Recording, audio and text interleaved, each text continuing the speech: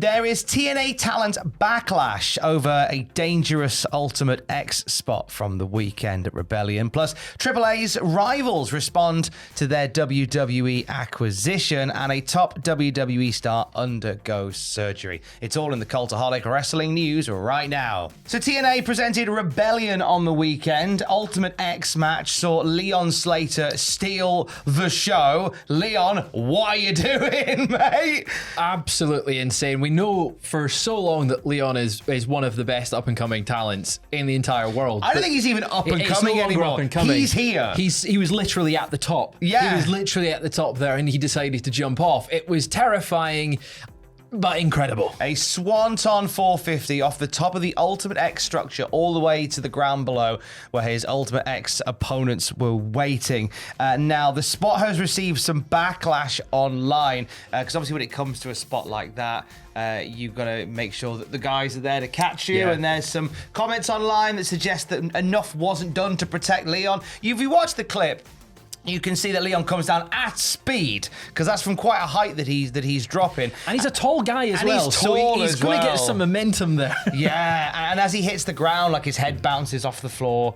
And so there is some concern for his well-being and whether or not more people could have stepped in. It was Rock and Roll Express legend Ricky Morton that started this conversation, really. He tweeted the clip and he said... Yeah, he said, "I'm disappointed. Leon gave you his trust and body on the line for an amazing moment, and all of you dropped him. Thank God he walked away. In our business, trust is everything, and his trust may never be the same. I will add, I don't agree to this stuff if you don't feel comfortable and confident and comfortable. Speak up. I assure you it won't make you any less of a wrestler. I just genuinely hope that everyone could take something from what happened, learn from it, and focus on fixing what's next. We all make mistakes, myself included, and it's not about blame. We as performers have to consider those moves and actions with others."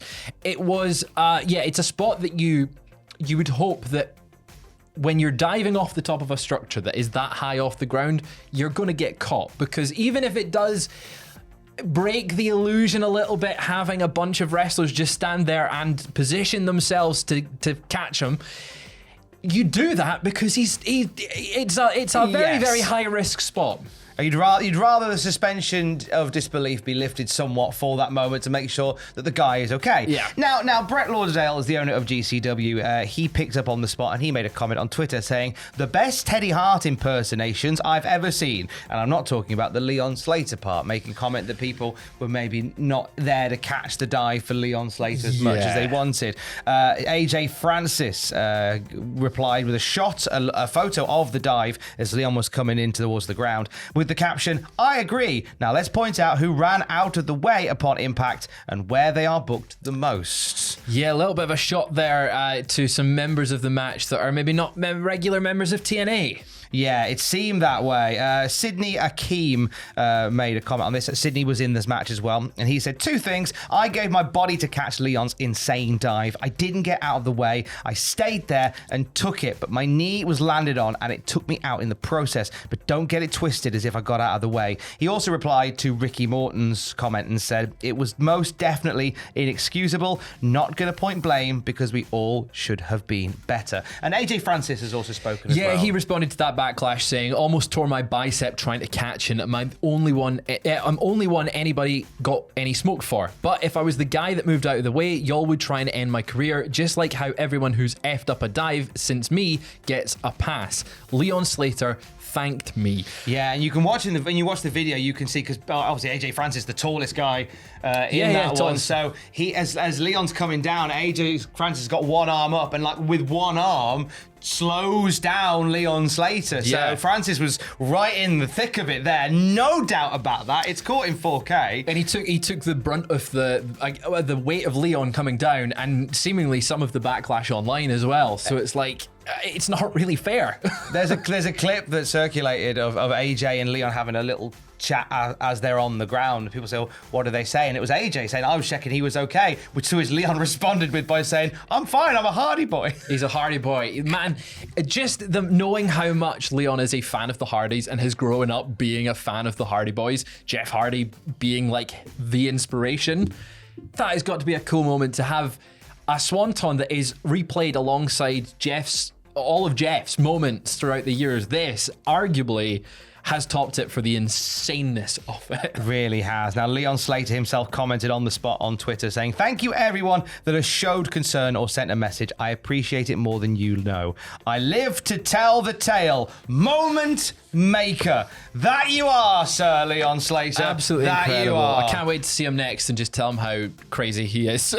Well, North Wrestling coming up. Exactly. So 2 big shows for North Wrestling. You'll be catching him there. Yeah, but all the love for Leon Slater. And you know what? In matches like that, everyone came out of it okay. Hey, that's 2 people in the wrestling sphere that nearly headbutted the floor on Sunday. Me That's and true. Leon Slater. Leon should have won that, though. He should have won that match because it looked a little bit iffy when he landed on the canvas. I'm just saying that there. Should have won that. Now over to the WWE side of things, where this has been a busy couple of weeks for them. Not just WrestleMania, but the announcement of the acquisition of Lucha Libre promotion AAA. Now, CMLL, AAA's rival promotion, put out a statement following this acquisition on their most recent show. They did indeed. Now, Tom, I can't do this in Spanish. This is going to be a nightmare. So if you say it in Spanish, I'll do the translation. I'll take the heat for if this is fluent wrong. in translations. So this was displayed on the screen during the show open at CMLL's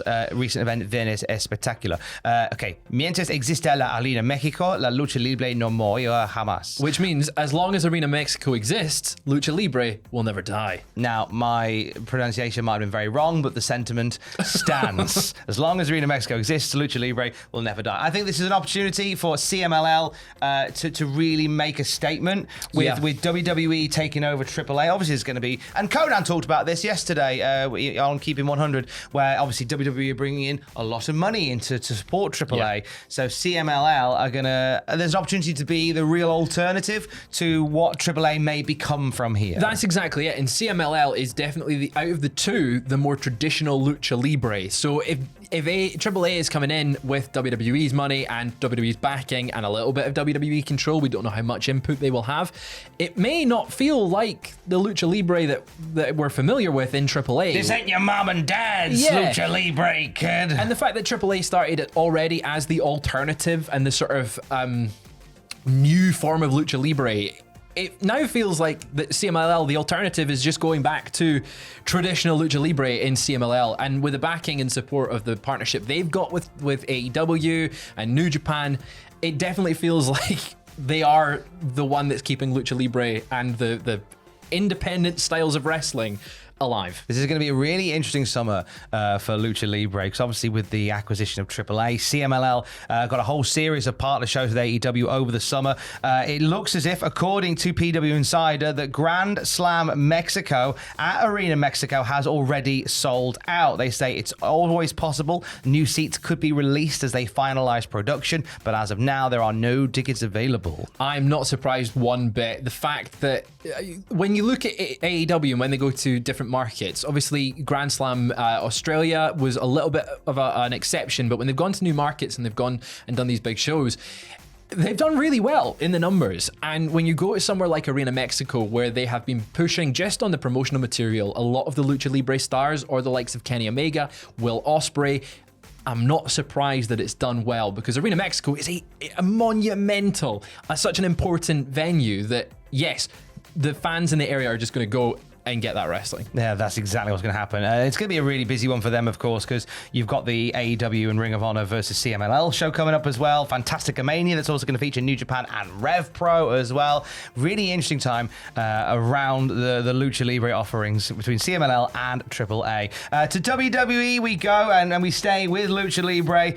Very much legend of the scene, WWE Hall of Famer Rey Mysterio. We have an update on his current health. We do indeed. And an update on Instagram. Rey Mysterio has revealed that he is undergoing surgery to repair a torn abductor muscle, the injury he sustained on SmackDown the night before WrestleMania that pulled him from his match with another Lucha Libre icon, El Grande Americano. This caused him to miss out on that, of course. Rey has promised to keep fans updated with how the surgery goes. Now, this can take a while to recover from. We know he tore his groin. That's a horrible injury that can keep you out a little while, and then having to make you sad for a little while. Yeah, and having to go and have surgery to repair that as well. That does put a little bit extra time on the shelf.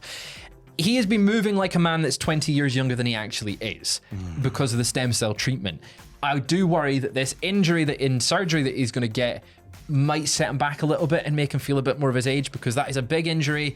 It's on his legs, the things that have maybe given out before, and I don't know. Can you get stem cells injected into your groin? Well, I think that is one to ask Google. Yeah, Google that and let us know in the comments below if you can get stem cells in your down below. I think it's worth Googling as well the properties of horse urine on skincare, because that is what Adam Pacitti has been experiencing in Hell in a Smell 6. At time of recording, he is still beneath us, still locked in.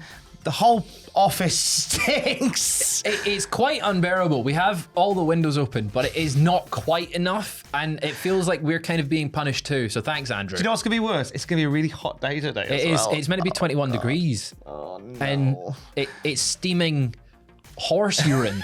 And that just... I've worked on a farm, and that is bad enough on a cold day. On a warm day? No, thank you. Add to the punishment at youtube.com/cultaholic/live. And for the very latest wrestling news at any time, you can check out cultaholic.com. It's horrible in here. Stay safe. Love you. Bye.